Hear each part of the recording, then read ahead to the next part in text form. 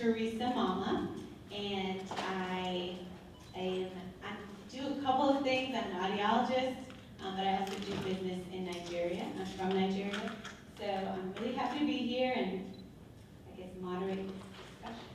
So we'll get started.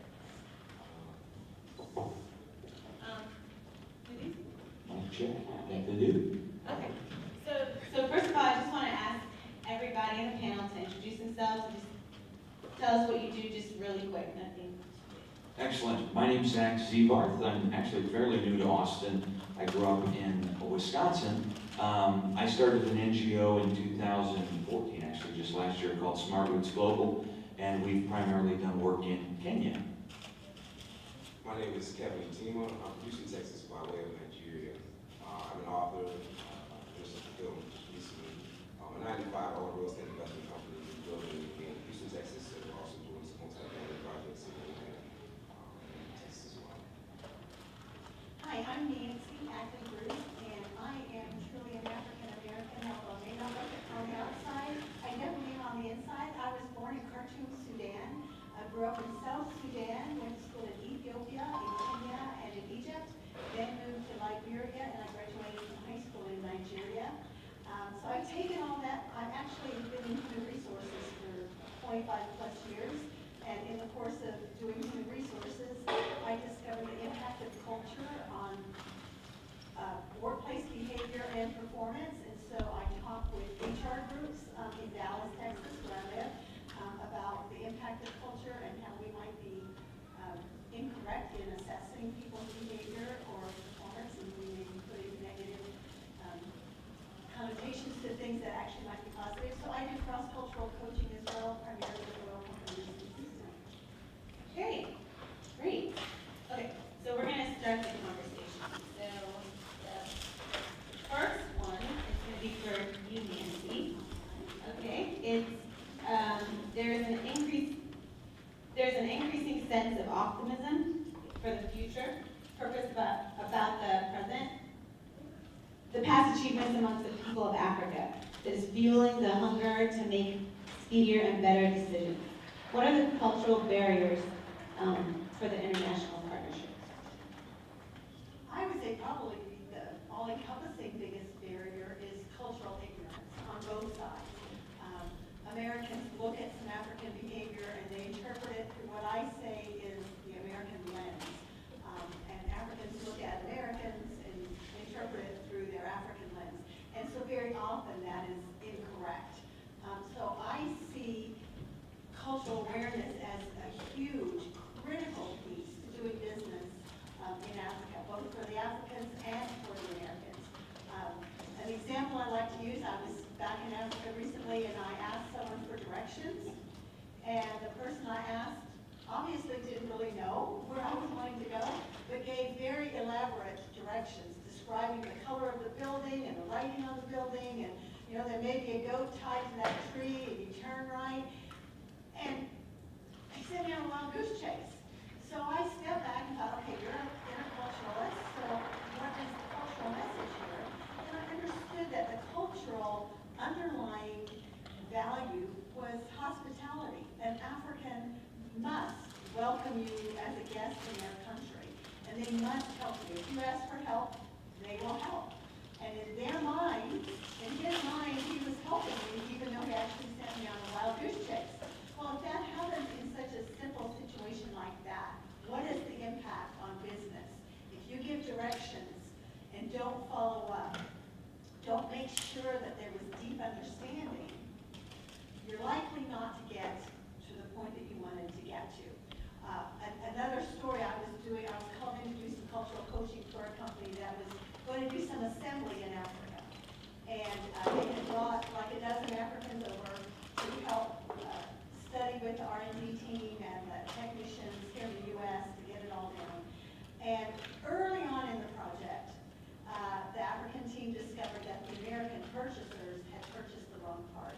And it was about just 1 centimeter too small. So it was a gap in the place that was supposed to fit in. Well, in America, probably, the Americans would have been comfortable going, hey, you guys ordered the wrong part, you need to reorder. but the Africans didn't want to bring shame to their American counterparts. As a collectivist society, they wanted to take care of themselves, and so they came up with a reasonable solution. They found a piece of sturdy cardboard and folded it and put it in the gap, which worked fine during some of the initial testing, and it came to the part where they actually were ready to go to assembly, and of course the Americans discovered there was a piece of cardboard in place of the correct part, and they were just at a loss. Why wouldn't the African team come to them? And I said they would never bring shame to you as the American to say you made such a big mistake. So they did the African way. They figured out a way to fix it, and it worked. And so in their mind, they needed to never bring it up. But then, of course, when it came to production, it was a big problem. The Americans were frustrated. They lost time. They lost money. And there was great frustration everywhere. So that's just a couple of examples of how important understanding culture is, and culture, the impact of cultural ignorance in doing business in Africa. And you wanted to... Yeah, so I completely agree with you, Nancy. And just to take that one step further, I think when it comes to the relationship, especially between American and African partnerships, we need to completely redefine what a partnership actually is. Many of the partnerships I've seen, in my experience in Africa, really haven't been genuine partnerships. I would consider a partnership working with others rather than necessarily working for. So I think that is maybe ignorance on both sides, and maybe even more so from the American perspective, is that a solution in itself can't really be sustainable unless the area where the solution is, the people there are invested in it. So I talk about my first experience in Africa was in a Berber village in Morocco. And here we were in the middle of this village with no electricity or no energy. Yet within about 100 yards were these huge, expensive solar panels. So we thought, how could there be no electricity? Well, the solar panels were implemented by a British NGO. Did not take a partnership approach when they put those in, didn't think about educating the people on what happens when these break down, or even bringing them in on this entire process. So that was just one example of where a partnership didn't work because it really wasn't a partnership. The other cultural thing I have seen, in my perspective, and you talked about, Nancy, this collectivism versus individualistic approach. And a lot of times, I've noticed those have kind of clashed. And one of the things, especially, is urgency. And that is one thing I think that's one thing that people of Africa could really foster: urgency and fidelity in the future. And we were kind of talking about it before we got up here. And the one thing is time. I learned what African time is very quickly when I got to Africa and doing work there. And that was one thing. Sometimes it felt as though there wasn't enough urgency for the problems when that happened. But anyway, I think there's definitely, both sides have to really step back here and look at what a partnership actually is. Yeah, I agree, and I think relationship is what is really, really critical, because relationship trumps task in Africa. And so often as Americans, we are so time conscious, we don't take time to engage in relationship building. And if there is no relationship, there really is no business, and to your point, partnership. It takes a lot of time. I think another kind of cultural thing, if you look at the history of Africa, Africans tend to be more present-oriented than future-oriented. Because in the past, they've not been able to count very much on the future. Government changes, colonialists come in. There isn't that constant that they can count on the future. So we, as Americans, wanting to establish some future orientation in our African partners, need to recognize that there's a huge gap, again, built on the reality. And that's where the collectivism and individualism comes in as well. In order to survive in Africa over the centuries, they've had to be bound together as a community against wild animals, against natural disasters, against colonialists, against other tribes. Whereas in America, in order to survive, Ma and Pa and the dog and the cook and the kids got in the covered wagon and headed west. So the way Americans survived was to stand up and be the individualist, be the best, be outstanding. Whereas in Africa, in order to succeed, they had to come together. And I think it's one of the sweet and beautiful things about Africa is their commitment to collectivism. We could go on for hours. And She has it right. I mean, wow. and when I do my training, we look at 5 key cultural elements, and individualism is one of them. Hierarchy is another. Hierarchy is very, very important. Understanding the roles of the people who you are dealing with is really critical. The impact of hierarchy is deep and broad-reaching. Task versus relationship, risk versus risk aversion, and direct and indirect communication. So these are some, and harmony and honesty. Because relationship is so important, this is one that is very difficult for Americans to understand and to grasp. The importance of harmony and relationship trumps honesty and task. And just to piggyback on both of you all are saying, there's some specific issues that I'd like to touch upon. One, we talk about cultural issues and partnerships. When you come into another person's community, when it comes down to partnerships, you have to bring the resources to that community. You have to share those resources with the community. And also you have to bring people in on a decision-making level. You know, people understand very well when they are just the labor, the grunt force. You know, if you really want to be genuine about the partnership, you have to bring people in the community on a decision-making platform. Not saying they have to take over your company, not at all. But they need to have representatives within the structure of the partnership who can actually make decisions. Because if they don't, they feel like they're being cheated. And that becomes a huge, huge issue. You know, initially, everybody's having, okay, we got a couple jobs coming here, but then after a while, they feel like, okay, our needs are not being met because our local leaders are not being able to speak directly to this company or this partnership. And also, on the flip side, I'm speaking about Nigeria because that's where I have the most experience. What happens is, it's hard to establish those type of leaders a lot of times because everybody considers themselves a leader. So locally, it's very hard to figure out if I want to build a road right down this line right here. I've got 4 or 5 people here saying I'm the chief from this tribe. I've got 4 or 5 people here saying I'm the chief from this tribe. Now, okay, who do we talk to get this road built?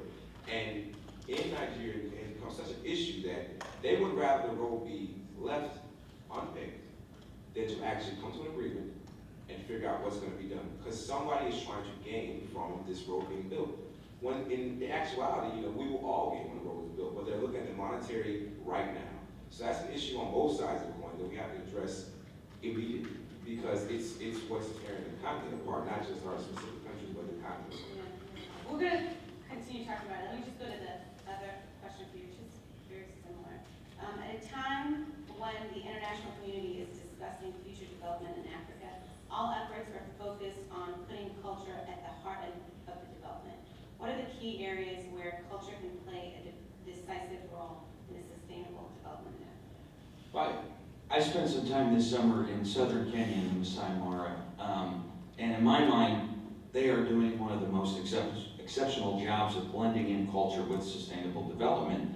And it's really interesting the things they're doing. They put a few things first, and I think, and this is what I'm very passionate about, is education in Africa. In my mind, that's where the biggest investment should be, and that's where I think you can really bridge the gap between culture and also sustainable development, especially on the continent of Africa when almost, not even, maybe even more than 10 million graduates are entering the workforce every year. These are going to be the leaders for sustainable development. And that's one thing that I think in the United States we've done an awful job with. We have developed, but we've lost our identity, and we've oftentimes lost culture. So I urge Africa, as a continent, as they develop, to learn from the mistakes of countries like the United States and make sure that culture is at the forefront of your development. The other thing is conservation. It's been excellent to see the work being done there, especially in the Masai Mara. They're conserving the land and the natural resources. And the third thing that I'm really passionate about that I think can be at the forefront of sustainable development and tying in culture is agriculture. in itself. One thing that I'm really interested in is in the United States, as far as agriculture, back in the 17th century, Congress passed the Morrill Act, where public universities could get land to develop universities that were essentially with the idea of being an agriculture-based university and tying in the community and going out and educating farmers. And that really led to an agriculture boom here in the United States. And I think that's something that could really benefit Africa, especially tying in the cultural components as well. I think when we talk about culture, it's such a broad topic, and there's a lot of things that play into it. But there are things that we're doing in Africa that are archaic, and as times change, culture needs to morph and change with it. I know there's several instances, several issues where we pull on this word culture. Well, culturally, that's how we've done it for all these years, understood. And it's important to keep the base of your culture alive. But we have to let go of these archaic practices that are actually causing us a lot of hurt, causing us a lot of pain in Africa right now. There are things that have been going on for years and years and decades. And now that they did things in such a manner years ago because they worked years ago. You can't obviously expect things to work 200 years ago to work now in the present. So we have to stay cognizant and wait. As far as Africans, we have to look at culturally, what do we need to do? What do we need to keep? And what do we need to morph or change to actually, get into the 21st century and be successful? And I think education has a huge role to play with that, because if people are more ignorant to what the problems are, or, how to solve the problems, they're gonna hold on to the archaic cultural. Do you have anything to add in, or? Okay, well, we'll go to the next question. Okay, the African continent is enjoying a demographic dividend, with the majority of its people being under 25, while life expectancy is also improving. This makes it a young and dynamic continent full of possibilities for its youth that can bring new ideas and bundle them with lessons from the wisdom of the older generation. How would you suggest to engage young African leaders to promote inclusive, sustainable development and gain a better future for African and the nation? Well, Yeah. go ahead. For starters, we need to really understand that, the life force of a country is its youth, right? And we have to pay very close attention to what our youth are doing. When our youth graduate from college and they go out to a workforce that doesn't exist, there becomes restlessness, right? There's nothing for them to do. And then that's when issues arise. I think we see a lot of unrest throughout the world because people don't have the jobs. They don't have anything going on. If I go to school to be an engineer and I'm driving a taxi and barely making ends meet, what's the point? It's no longer about just engaging you just to do it. I think it is imperative that countries understand that there has to be gainful employment for people who are young. We have to gainfully employ people that are young, and not only the governments, but our private corporations. Now, our private corporations come into Africa, and sometimes they bring people with them. Of course, you're going to have to bring some kind of structure with you, but you must hire people within the community.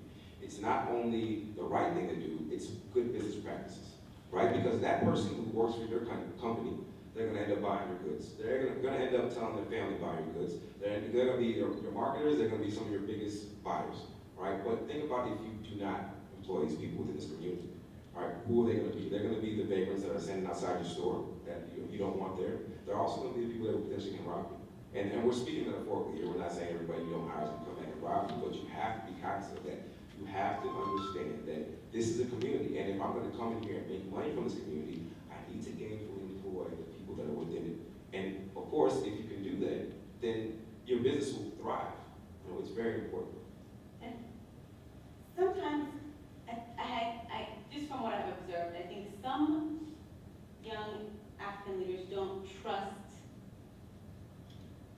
their community as much. So some of them trust outsiders. That's one of the problems I feel like we have to address. Right, and that piggybacks again on the question before with culture, right? So sometimes the older generation will use culture to oppress these younger folks.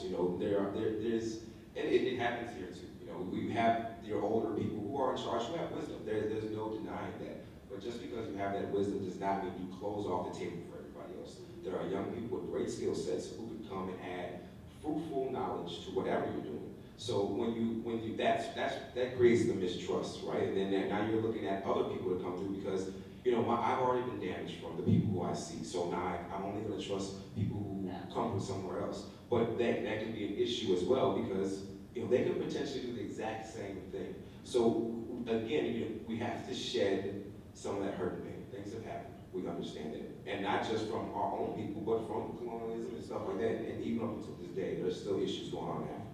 Okay, we understand that. Let's start from a clean state. Not saying that we have to forget entirely, and we understand and we have to remember it so we don't repeat the past. But we have to start from a clean slate and really engage the youth, and that's what the whole point of it is. Because now our 21, 22, 23, 25-year-old, 30-year-old people are here, and they're ready to work. They're ready to be put to meaningful, gainful employment. Do not try to hoodwink them or pretend like, and that's another piece where I was saying, when you have to bring them into decision-making roles as well. Everybody knows when they're grunt man, everybody knows when they're laborer.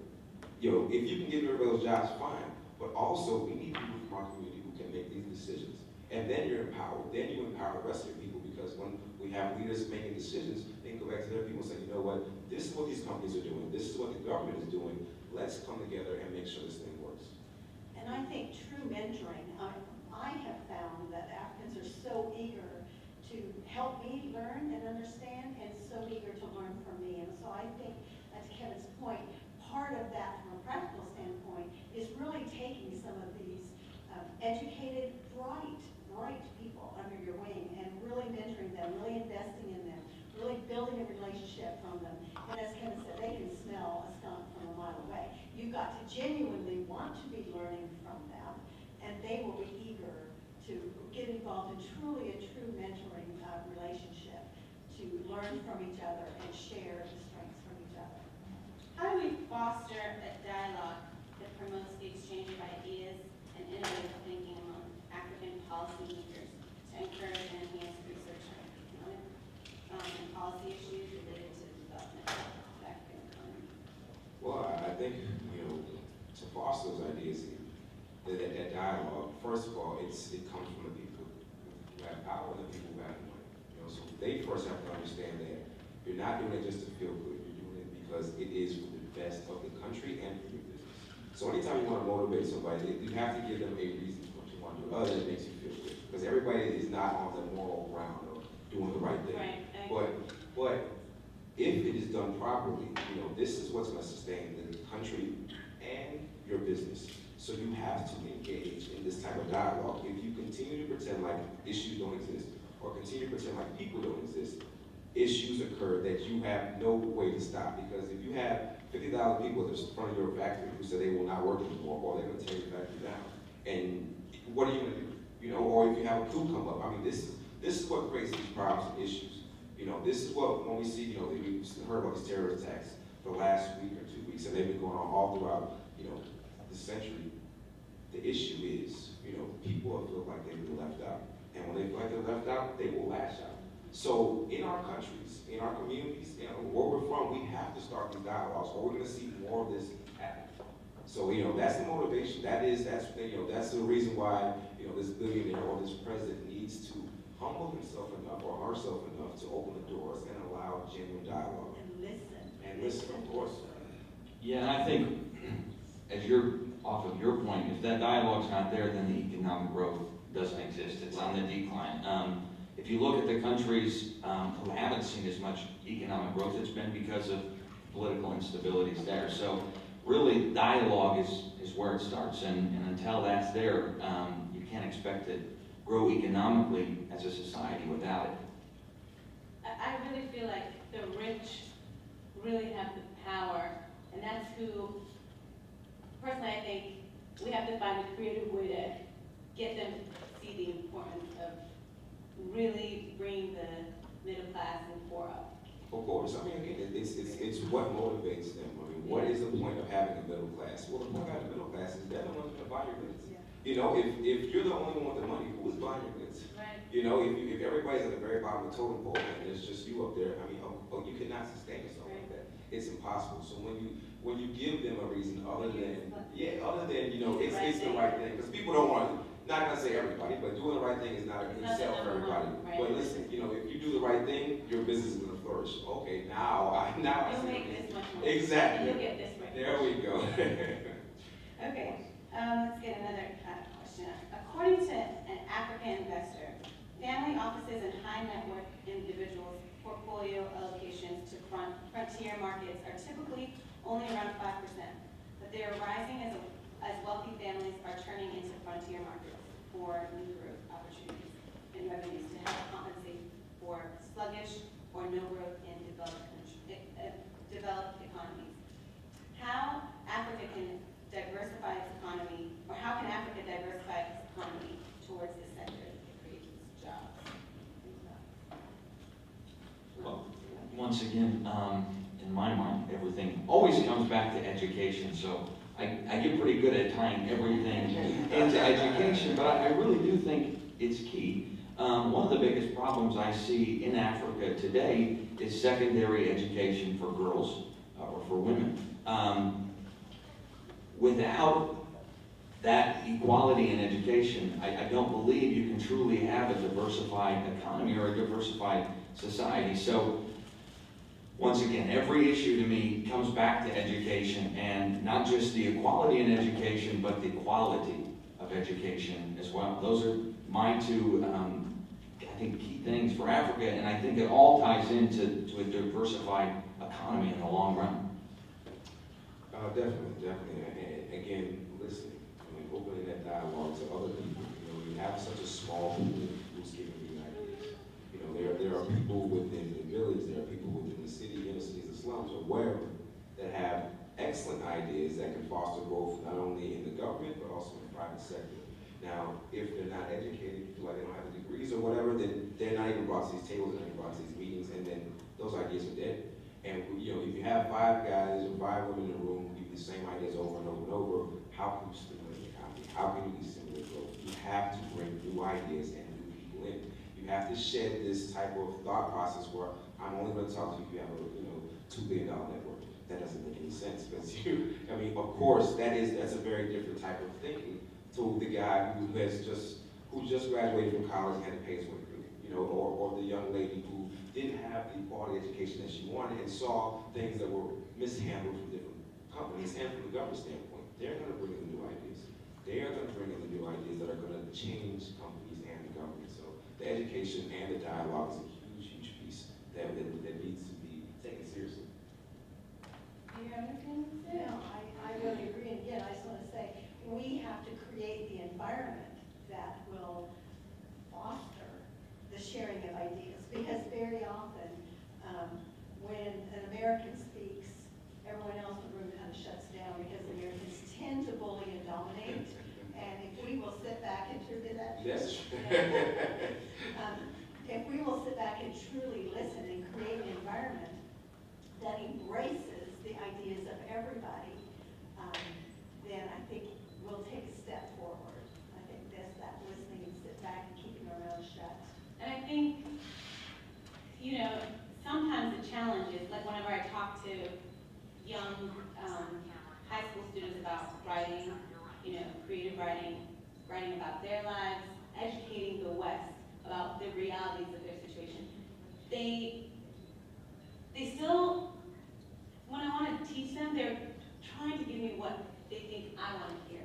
And it's a huge challenge. So I can understand why it would be hard for a Westerner to even notice it. So even if they may think they're listening, they got everything down, but the problem also lies on the fact that they're trying to impress the West so much.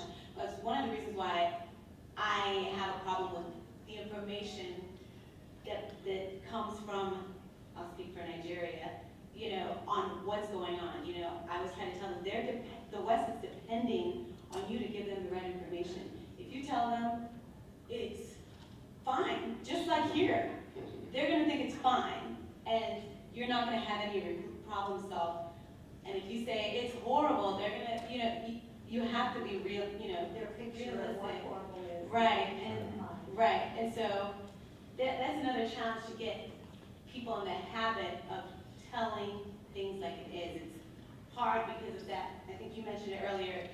You kind of don't want to bring shame on someone. You want to make a visitor feel welcome. You want to make the guest feel welcome so they want to come back. But they didn't solve your problem because you gave them what they wanted to hear. In my cultural training, it's one of the things we talk about. I actually spend a lot of time with Americans, helping them develop this culturally sensitive ear to really hear what's underlying and to not accept that it's fine. Or observe. I would say observe first. That's what I do a lot, even if I'm Observe, keep quiet. Yeah, just Because what you observe speak and see what the changes the whole dynamic and will shut some of that creativity down. Yeah, and you're exactly right. I was going to say that right before you said that, and that was my experience. This summer we went to a school in Kenya, and the question I asked is, what are the problems in the community, and how can we work together? And like you said, it was like, oh, well, we'll talk about that after, but let's get some tea, and next thing you know, I've got a chicken gizzard sitting in front of me, and I'm like, I want to talk about the problems, but, and I think that's a huge thing that I think, uncomfortable with someone. yeah, it's very uncomfortable. So for me, I learned more about the problems actually through a middleman who was with us and who was a native of Kenya, and that was really how I learned about the problems and how we might be able to work together. It wasn't even in that setting, and I feel like I really tried to listen. So I'm not sure how we necessarily combat that. I think that's something that's going to have to take shape within Africa and the people there themselves. Yeah, empowerment, education, empowerment, opportunities. Because I think sometimes people are just living off of survival. They just want to get the bare necessities taken care of, and then then they can just be happy. Or they want that's their priority. So be a doctor. They don't think of creativity as a priority. So I think we have to be creative in how we help from the outside. And if you take your own families, for instance, if you have an issue inside your household, if there's some kind of abuse or something going on, you don't necessarily just go outside and tell anybody. The first person walks up to you and says, hey, what's going on? You're kind of like, okay, can I trust them? You can't just walk into a situation and immediately expect, even if you have the best intentions, you know you have the best intentions, but you have to understand that we're dealing with the history of people who have seen people come with the best intentions and leave with some terrible consequences. So just what you were saying about the relationship, foster the relationship first. And that's why the gizzard was in front of you in the tea. Go ahead, drink some tea. But the thing is time. How much time do you really have? And you're on the schedule, but they have to feel comfortable. I need to feel comfortable with you before I tell you how bad things are right here, or what's going on with the root of my problem. So, I know my father, he went back to Nigeria. He left Nigeria in the 80s and went back to open up his company. At first, he was trying to do the back and forth thing, right? He was trying to go to Nigeria for a couple of weeks and come back. But you don't have that kind of time. If you really want to do great work in Africa, you've got to be in Africa and you've got to be in there for some time. Because And it's you not, gotta be patient. you have to be patient. It's not going to happen overnight. It's not going to be something going to happen in 2 weeks, 3 weeks. Because the problems didn't happen in 2 weeks. The problems didn't happen in a year. So if you're really in there for change, you're really in there to have something sustainable, you have to be able to give the time. Now, do we have the time? Sometimes you even need that middleman who you can talk to, like, hey, please let people know that I can be trusted. Please let them know to speak freely. And when you have that middleman who can tell them, look, this is somebody who's here with the best intentions, then they'll open up. But when you're there just by yourself on your own accord, it's hard to develop that. But I'm saying that there are even some issues that I think they're in denial about themselves. Because even me as a Nigerian, when I'm talking to some people about the issues, they're like, oh, no, that's not that big of a deal. I'm like, So even that, but I think you made a great point. Well, and I think they also want to know how much skin you really have in the game. Right. Kind of Kevin's point, you're just flying in, touching base, and flying out. Because I've been in a situation where I was evacuated, taken away on a U.S. Marine helicopter, and left my African friends there. And how committed, how much should they really trust me if they know I can get on a helicopter and be taken out, taken to safety, and they're left there in maybe a mess that I even helped create, and I'm not there to help them get out.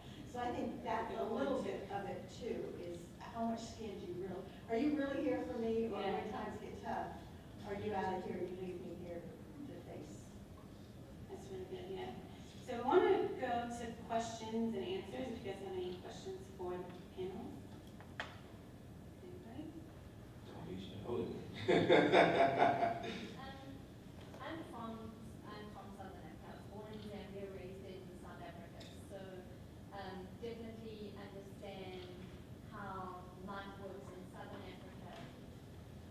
How important do you think it is for any American interest, considering establishing a relationship, to know how much more open the borders are, if I can put it that way? Because most Americans, your first education when you talk about Africa is they think Africa is like America with states. So your first point is to explain it's, separate culture, separate government, separate borders, separate everything, monetary system, absolutely everything. But I know that the reality is that the borders are a lot more open than they ever have been in the past. So how important do you think that is, and how do you really relay, how do you think you can relay that information to American companies and investors to really understand that Africa is actually a huge continent, and no, it's not as divided as it used to be, that there's a lot more economic cooperation happening? Well, the American culture is a pretty interesting one because not a lot of Americans get the opportunity to travel abroad. So that brings, we have a thought process as in everything here is just like it is everywhere else. And I'll bring myself to this point. I was sent to Nigeria to live when I was in 9th grade. And before I went there, I'd never gone out of the city of Houston. I'd never gone anywhere else, never traveled anywhere outside the state or even the city itself. I get to Nigeria, I met a young lady from Maryland. She was the same grade as me, and we were talking about grocery stores. And she was saying, we have this grocery store, and I'm like, what? You don't have, Kroger's or Fiesta in Maryland? She's like, what's that? And that was the moment I realized that I had not seen enough. I had not been anywhere. So the first thing we have to understand as Americans is that this system that we have in place is not the world system. It is just the American system.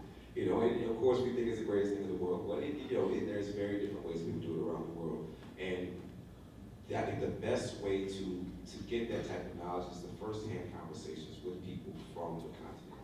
Open yourself up to speaking to people from Kenya, from Nigeria, from South Africa, from Zambia. I think, that there's so many countries in Africa, you shouldn't shut yourself off to just, one specific sector. Talk to people from around the continent, and they'll let you know, I'm in Nigeria, and I'll be in Ghana here, I can go to Cameroon and travel freely. It's not like it was in the past, and sometimes we don't even know what it was in the past. They just think that, I don't know what they think. It's just hard to conceptualize there's a difference between America and the rest of the world. It's something that you have to know, unless somebody teaches you that beforehand. Until you open up those conversations, you'll never really know. Until you experience it, or you go there. Until you experience it, or you go there. Yeah, I just want to make one comment about it too, and I think, I'm not sure if this was necessarily your question, but it got me thinking of how, I think it is important for Africa though, that these borders aren't as stake in the ground, and that countries are collaborating more. And I think that's where sometimes maybe culture could clash. But I think the more that happens, you're going to see more economic prosperity. If we look at Europe, for instance, in the 1940s when they established the European Union, that's been, for the most part, good for Europe. So it's an interesting point, but definitely I think it's good for Africa when those relationships are made. Yeah, you can go. So my name is Donald. I train athletes. I'm a grad student at UT. I'm actually going to Canada this winter for the first time in good African period to a coach's clinic. And I wanted to, you made a point, or you made a point about the relationships. And there was a point that you mentioned actually about like having time there and the whole skin in the game. And I wanted to know, how does that, for Americans in particular, which I don't know how British people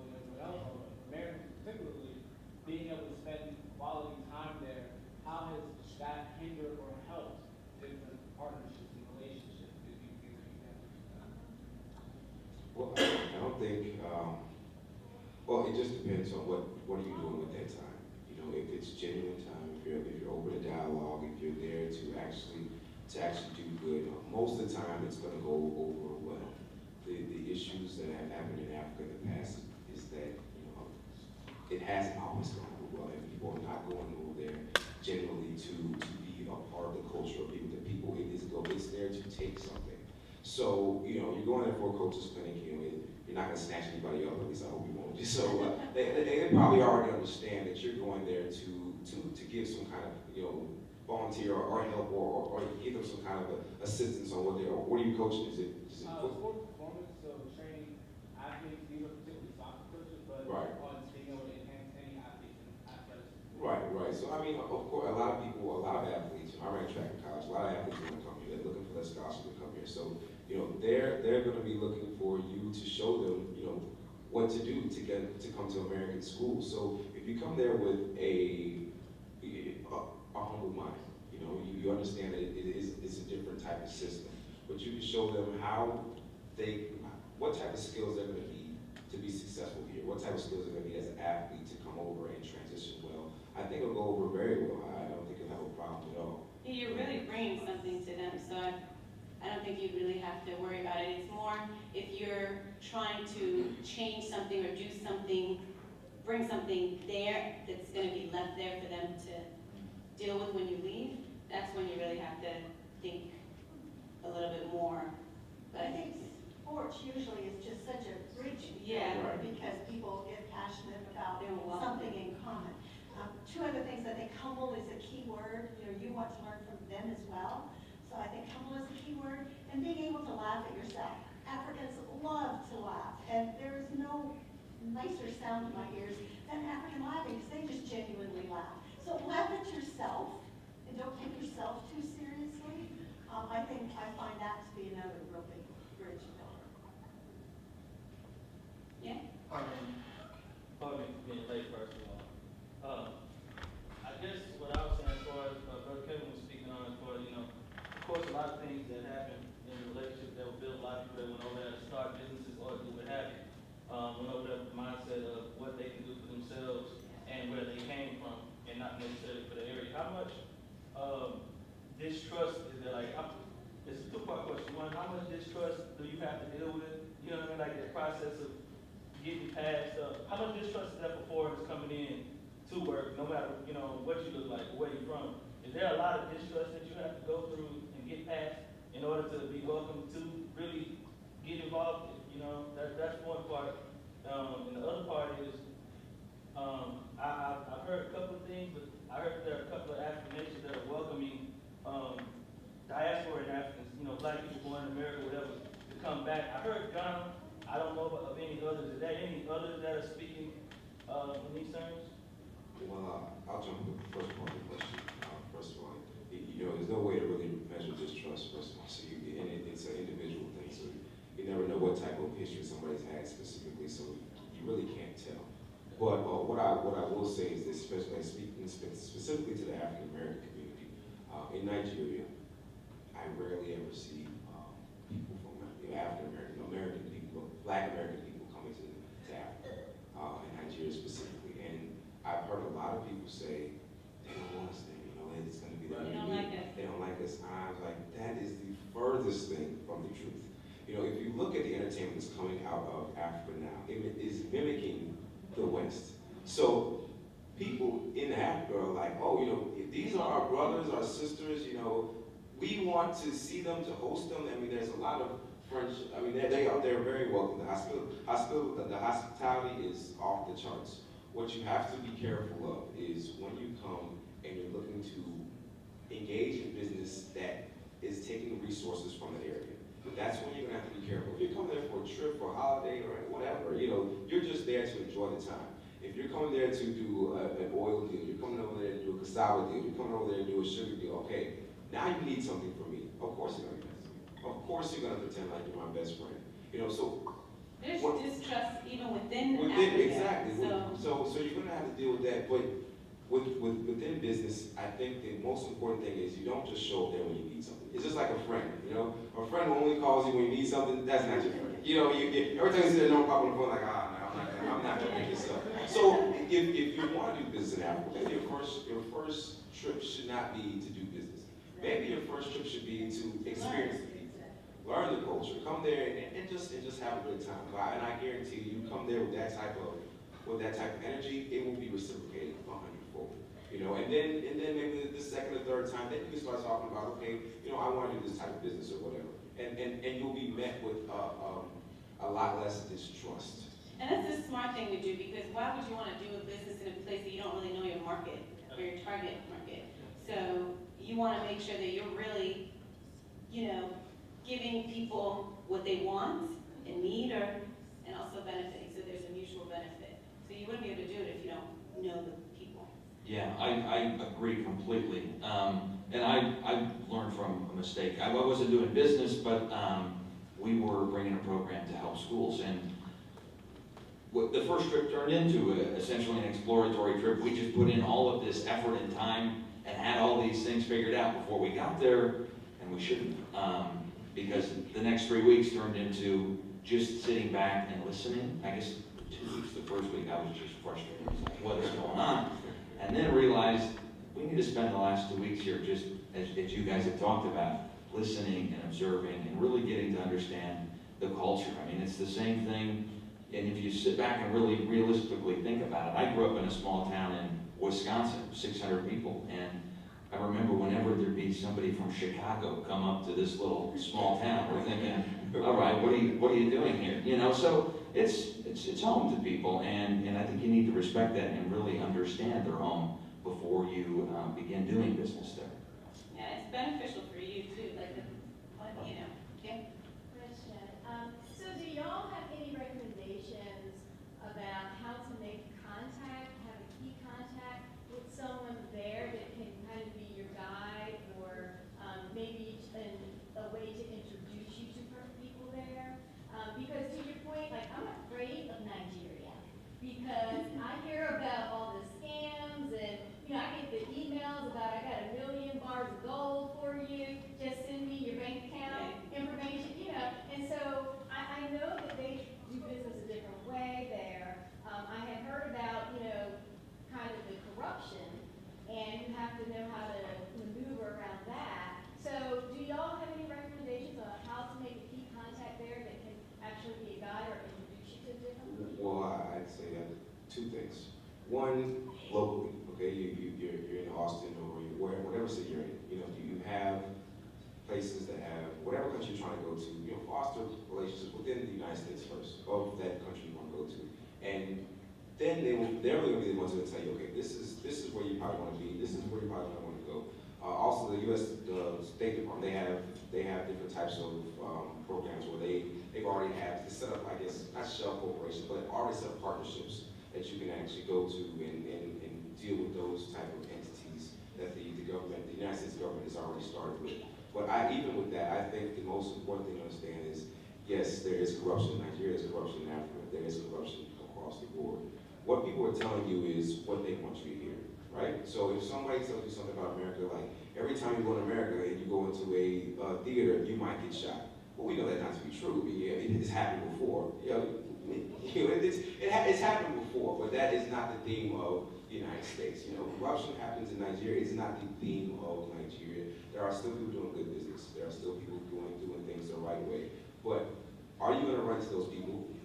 You know, it depends on who you foster relationships with before you even go over there. You go over there cold turkey, you know, you're going to run scam people. Scam people are looking for people to scam, right? If you're already doing good business, you know, of course you're trying to foster relationships, but somebody who's looking to scam somebody is on the search for a naive person, on the search for somebody who doesn't have those type of relationships. You foster relationships now within the United States with, I'm Nigerian, you talk to me, I'll tell you everywhere you go. You know what I'm saying? And so on and so forth. And where you shouldn't go. So you foster those relationships here with people you know, in a climate that you can trust, right? Because, you know, you can verify people and everything in the States, and then they can tell you, okay, look, this is what you probably should do. Or they won't probably even go with you. A lot of times my friends want to go to Nigeria, hey, come when I'm going. So, you know, I can show you around and we can have a great time. If you want to be, you know, introduced to different business people, then I can definitely do that for you too. So that's an important thing to try to do. People, and I think people always highlight corruption to some Americans just because you know, in America,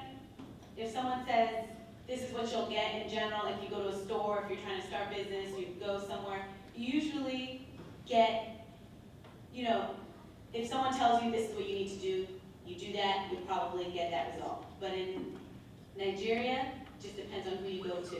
And I think if you're outside of your comfort zone, what's normal, you're not gonna be able to spot who's scamming you as easy, you know, as the local person. So I think what he said is absolutely right. You know, you wanna foster relationships with the Africans here and then get them to help you get there. Well, this was a Nigerian, so no, that's. Yeah, but I mean, just. And people have their own personal, you know, I Depending mean, on the they've been hurt. If somebody's been scammed before, even though their country, they're gonna tell you, okay, yeah, it's like. Right, I mean, people have tried to scam me. Right, And I mean, but, you know, I've opened up business in Houston, Texas, and I've had a heck of a time in real estate. You know, I've lost a ton of money, you know, right there in Houston, Texas, where we have all these laws and all this stuff going on, and people have duped me out of money, people have scammed me. So I can tell you right now, okay, yeah, if you're gonna build homes in Houston, Texas, be careful of this, and this. But I'm gonna tell you that because, you know, obviously they care about you, and it's my experience. There are people who build homes in Houston, Texas, who haven't had a single problem. They'll tell you, no, it's the easiest place to build homes in the world. So you gotta be careful of who you get your information. Not careful, but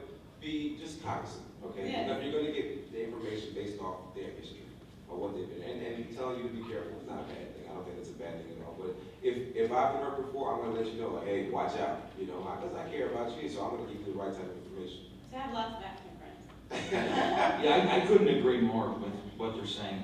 The first time I went to Africa, I went cold turkey. Once again, I seem like I learned from all my mistakes, and I'm just telling you about, oh man, but that was not good. I was quickly on a plane back to the U.S. And yeah, I think showing up at events like this and just developing a network of people, I think is your best bet, and you'll be good to go. And there's corruption there, but there's corruption here, as we talked about. I'll never forget the summer when everybody was telling me not to go to Kenya because all of the corruption. And these, of course, are all Americans who've never even stepped foot on African soil. And the first TV I get in front of when I get to Kenya, the news isn't about what's going on in Kenya, but it's a shooting back here in the United States. And it was just kind of the pinpoint to the whole argument that people are making. And the news is very good at this, Albert. So, I won't go on a tangent about our media, but it builds this up, and it's really not realistic. So, yeah, I think it's great advice from them. I have a Nigerian business partner, and he is, I mean, I would call fresh off the boat to America. I mean, he is just fresh in America, then wants to do business. And I didn't even realize that a Nigerian could get scammed here. Right, definitely. And I'd be like, whoa, no, that is so wrong. I can't believe they said that to you, that they're scamming you. But it's a very polite way to scam you, and you wouldn't even notice it. He was really scammed a lot and didn't even know. So, and I educated him, and he'd be like, wow, you helped me, you saved me. So it applies to anyone going into a new land. You'll get scammed if you don't know what you're doing. And I just want to say you are very wise to have a contact point person there to help you, because there are, I'm just like when I don't live in Austin, when I come to Austin, I don't know, I was going to get online and get a hotel, and I'm like, I'm scared, because I've done that before and ended up in an area that I should probably be in. So it's just always wise. So I think that's an excellent question. Any other questions? So, kind of like looking forward, so I'm going to coach this maybe, but like I train athletes, I want to have a business train athletes, and I want to be able to train athletes there.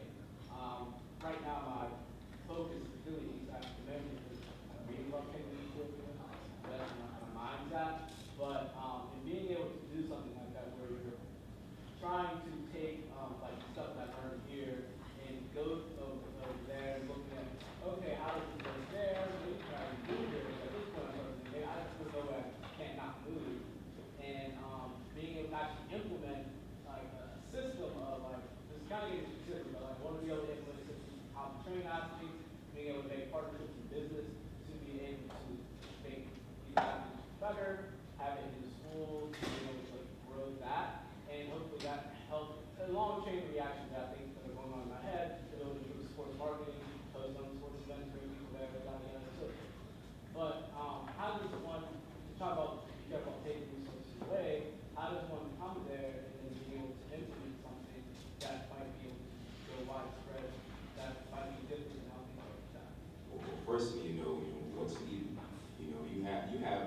a skill set, you have your idea of what you're going to show and teach, but you have to first find out what's needed there. What different skills do they need to be successful? If you're talking about becoming successful here as an athlete, you're talking about becoming an international athlete in their country. So what's needed and what's the temperature of the country? What's going on? So I know in Nigeria, there's not a lot of athletic scholarships in college. So there's not a lot of emphasis in athleticism, in school, other than playing around, other than just if sports is a pastime. We know in America, people are being trained from Little League. They're getting ready to go to the pros. They want to get the scholarship. So that's starting very early because there's incentive. We're not just doing it just because we want to, everybody wants to be LeBron James just because he can dunk with it. I know they want to be LeBron James because they got the, he got the NBA deal. But if there's no NBA deal at the end of the line, then what do we, why do they do it? What's the incentive? People are motivated by what the end goal is. And if you want to go there and really make a difference and make a change and give them something, find out first what do they need. Do they do a lot? I know in Kenya, a lot of athletes that come to runners who come here to run. Is that something they want to do? Do they even want to leave their country? Do they want to create a program to where they can now have, where universities see the reasons to actually give athletic scholarships? Athletes make a lot of money from universities here in the States. So maybe your thing is to show these colleges, hey, you know what?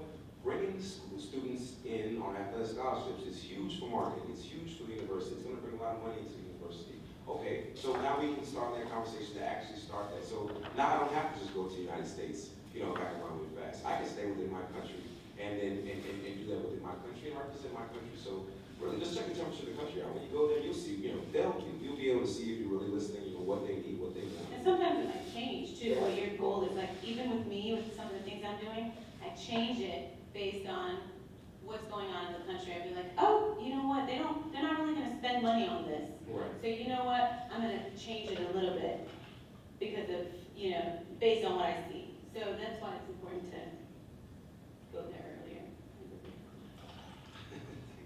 And just so you know, with soccer, right? So soccer's huge in Africa. You got FIFA, you got a lot of people in Europe playing. That's where the money is right now in soccer. We have in Africa they have their own leagues within Africa and stuff like that. You got the Africa's World Cup and stuff and things of those nature. So again, what's the point? Soccer is huge, and they have soccer leagues from your 14s all the way up to your 18s and so on and so forth. But you have to go there and really check out what do they need. Do they need you to come out and mimic another program that they already have? Probably not. If they've already got the wheel invented, don't try to go out and reinvent it. Bring something from here that is innovative. And we have a lot of innovative stuff going on here. And if you bring it to Africa, it's like, oh, you don't even have to make up these concepts. Yeah. You've already learned these concepts, and you bring it to a country, and they're like, oh, okay, yeah, we can try that. We can try that. We see where the benefit of this is. So, you're going to be fun. You got a good time. Yeah, soccer. Any other questions? I think I would just say for anybody getting ready to do business in Africa, or just going into business, it's an amazing place to be. Before this year, I never traveled to Latin America, and I was going off of what I heard in the news and what was going on. But when I went to Latin America, I went to Cuba, I went to Mexico, other places, and absolutely loved it. And I saw the business opportunities and potential in a foreign land that I never even thought existed. So you're not going to know what's going on until you take that first step. So really coming to these type of things is the first step, networking, meeting people, and then the next step is hopping on a plane, and traveling over there. You won't regret the experience. But I'm going to warn you, there is an African proverb that is so true, and that is, once the dust of Africa gets on your feet, you can never shake it loose. Once you go to Africa, be prepared. You'll be driven and compelled to return. Make sure you use Google Flights. You can get really cheap flights now.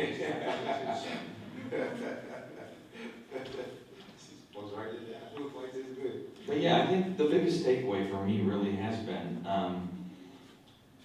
obviously go get there, and don't think the solution that you come up with before you get there is the solution that they need.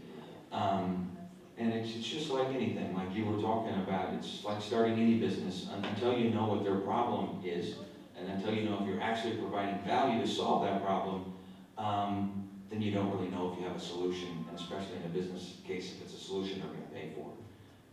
Yes, simply put. Okay, we are, gonna close with this, if there's no more questions.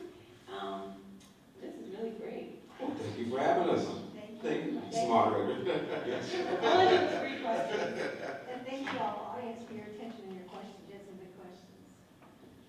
And I'll give you guys my card. We'll give you our card in case you want. We can be your little, we can be your African contact. Well, would you mind taking a picture of this?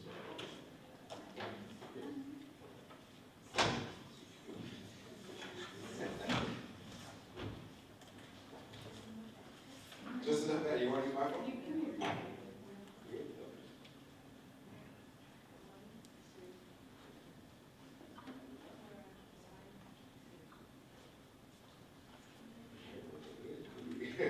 Oh, shoot.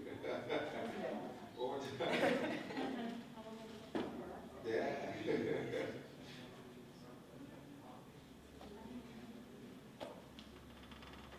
Good.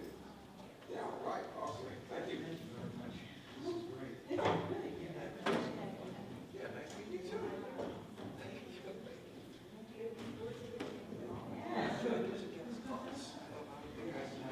I got to grab mine.